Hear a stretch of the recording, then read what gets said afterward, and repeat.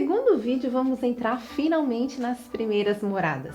Nós terminamos o vídeo da introdução com um breve resumo das moradas, mas o mais importante é nos dedicarmos com seriedade às 3 primeiras moradas, pois elas são fundamentais para o crescimento espiritual.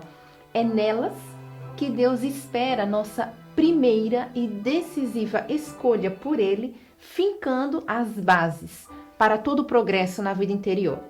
E é claro que eu quero começar com a palavra, né? Na primeira carta de São Paulo aos Tessalonicenses, capítulo 5, 23, São Paulo vai dizer: o Deus da paz vos conceda santidade perfeita, que todo o vosso ser, espírito, alma e corpo, seja conservado irrepreensível para a vinda de nosso Senhor Jesus Cristo. E na linguagem teresiana, o espírito é o castelo interior, com suas várias moradas, onde o homem só pode entrar com a ajuda da graça de Deus. E quero partilhar 2 trechos do livro Castelo Interior, para nos ajudar a entender ainda mais o que significa entrar nesse castelo. Justamente no primeiro capítulo, que aborda as primeiras moradas, Teresa descreve que neste castelo existem muitos aposentos, assim como no céu há muitas moradas. Referência do Evangelho de São João 14, versículo 1. Assim ela conta a visão que ela teve num domingo da Santíssima Trindade, onde ela vê a alma humana como um castelo feito de um só diamante, um limpidíssimo cristal. E ainda no primeiro capítulo, ela vai dizer: sabemos muito por alto que nossa alma existe, porque assim ouvimos dizer e a fé nos ensina, mas raramente consideramos as riquezas que há nessa alma, seu grande valor, quem nela habita. Então, um convite de Santa Teresa às suas irmãs carmelitas agora se torna um convite particular para cada um de nós, para adentrarmos no castelo de nossa alma. Nos castelos comuns, uma breve visita significa bem se organizar para fazer uma viagem longa ou até mesmo cara, ou se não ficar aguardando as promoções de fora de época. Mas para entrar no castelo da nossa alma, não temos prazo de tempo, podemos permanecer à vontade. Basta colocar-se à porta. E Santa Teresa também vai dizer: pelo que entendo, a porta para entrar neste castelo é a oração. Ainda que seja simples entrar neste castelo, são poucos os que verdadeiramente entram. E Teresa ainda diz: é desatino pensar que havemos de entrar no céu sem primeiro entrar em nós mesmos. Então, bem-vindos às primeiras moradas. E para entrarmos, então, em nós mesmos, o que é preciso? É preciso recolhimento. E você pode dizer que isso é mais fácil para religiosos, missionários, quem está na igreja.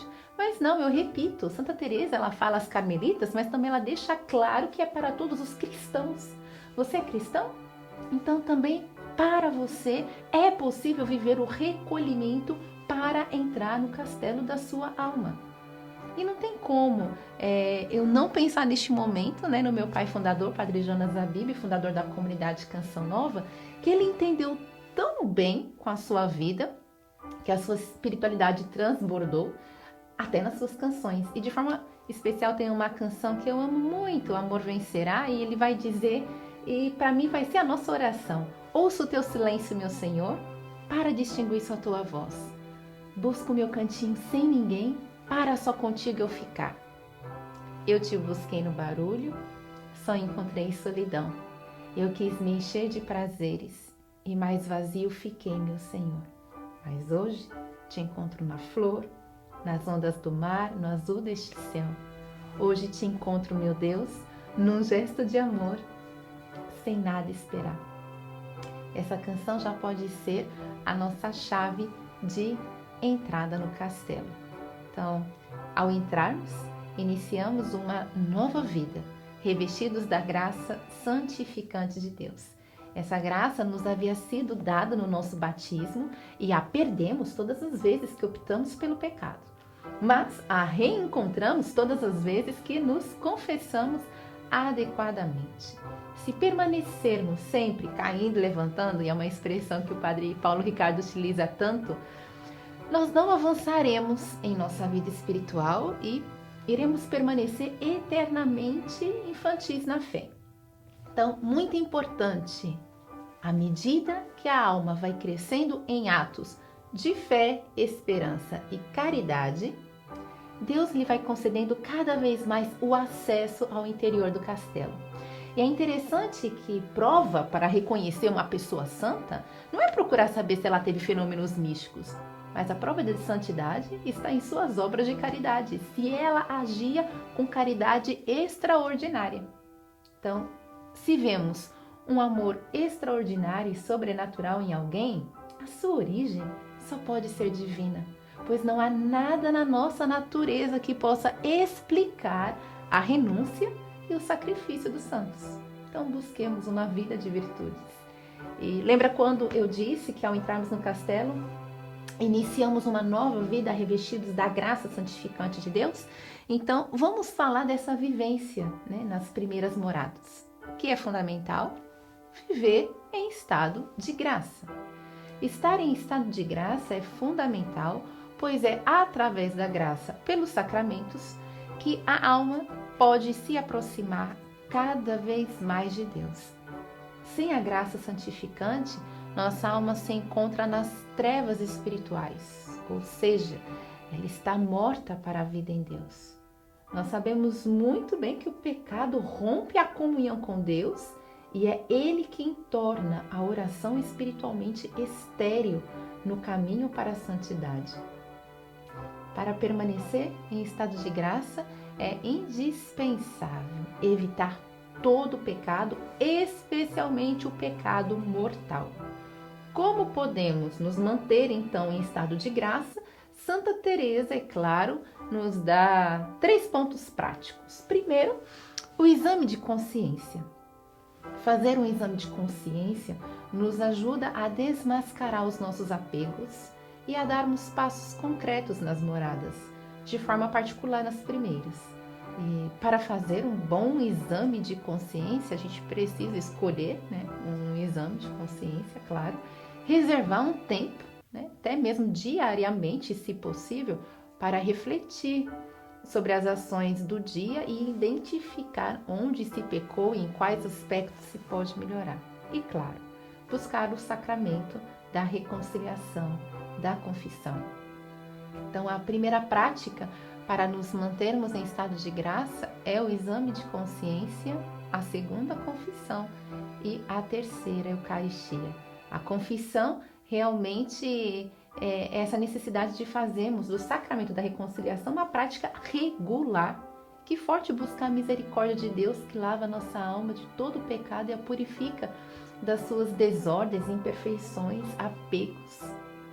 E na Eucaristia, participar da Santa Missa, receber a comunhão frequentemente, é uma fonte de graça e fortalecimento espiritual.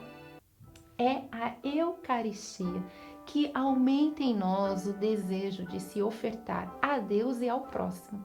Então eu quero reforçar, levemos a sério viver essa vida em estado de graça através dessas 3 práticas: exame de consciência, confissão e Eucaristia.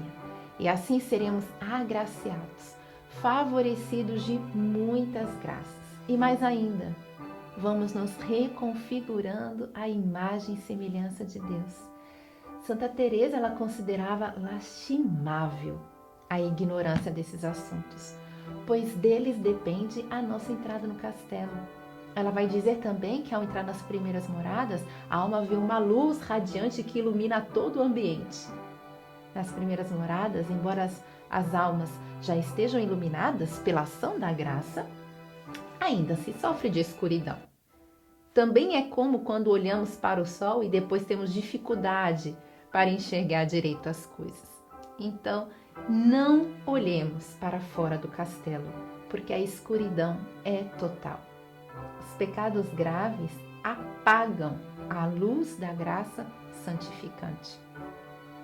No capítulo 2 das primeiras moradas, Santa Teresa ela adverte que se todos entendessem o que é o pecado, Nenhum só homem seria capaz de pecar, ainda que tivesse de sujeitar-se aos maiores tormentos para fugir das ocasiões. E Santa Teresa entendia muito bem da gravidade do pecado, até porque Nosso Senhor a mostrou a situação de uma alma em pecado mortal. O pecado mortal, ele causa uma inimizade profunda contra Deus, inimizade que será totalmente revelada na hora da morte, pela separação do corpo da alma. E no juízo, todas as nossas desordens estarão diante dos olhos de Deus. A alma, ela entrará na eternidade com um ódio irrevogável ao Senhor, razão pela qual ela terminará no inferno, não por deficiência da misericórdia divina, mas por sua própria rejeição e ódio a Deus. Então, para Santa Teresa, a visão do inferno foi uma verdadeira obra de misericórdia de Deus. E também dentro da sua autobiografia, no capítulo 22 do livro da vida, ela vai descrever a agonia das almas condenadas e o aposento que Satanás lhe prepara no inferno. Tal foi o horror que a partir daquele momento ela procurou emendar-se na oração, a fim de não terminar como aqueles pobres diabos do inferno. E é claro que o exemplo de Santa Teresa deve ser para nós um impulso à vida interior. E como diz Padre Paulo Ricardo, se ela, que provavelmente nunca cometeu um pecado mortal, temia o inferno, quanto mais nós não deveremos temê-lo. Então, é preciso ter bem claro que os piores padecimentos desta vida não são nada perto dos tormentos do inferno. Foi a meditação sobre essas verdades que levou Teresa a reformar o caminho. Ela queria salvar as almas da perdição eterna. E nós também queremos salvar a nossa alma e ser instrumento de salvação. Então, o nosso desafio dessa semana, vamos nos procurar estar em estado de graça? Vamos preparar nessa semana um bom exame de consciência, se confessar, participar da Santa Missa. E claro, se alguém tem algum impedimento e não pode receber o sacramento da reconciliação e da Eucaristia, eu quero convidá-los a rezarem todos os dias as completas, que é o último ofício para ser rezado na liturgia das horas, então antes de dormir. E claro, na Santa Missa você pode receber a comunhão espiritual. Vamos nos aproximar de Deus? E no próximo vídeo, então, vamos aprofundar no cultivo da vida de oração.